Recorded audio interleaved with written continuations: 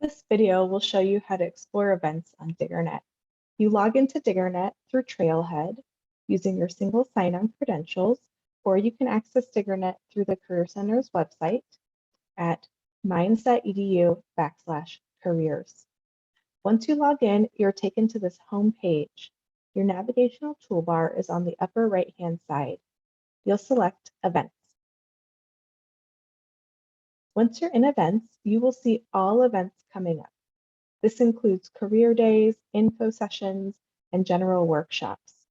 If you want, you can sort by the type, so you can filter to be able to see a specific type of event. You can use keyword searches. You can search by when the event is coming up. Maybe you just want to see what's happening this week. You can view attendance, so you can see if you've RSVP'd already or potentially waitlisted for an event. Additional filters as well. So it's really easy to customize and view events in DiggerNet. When you find an event you want to join, when you click it, you'll be able to read the event type.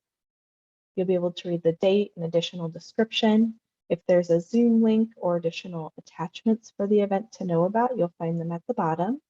And then you can click to RSVP or attend, as well as add this to your calendar, so you'll be able to remember when the event is. That is how you use the events function on DiggerNet.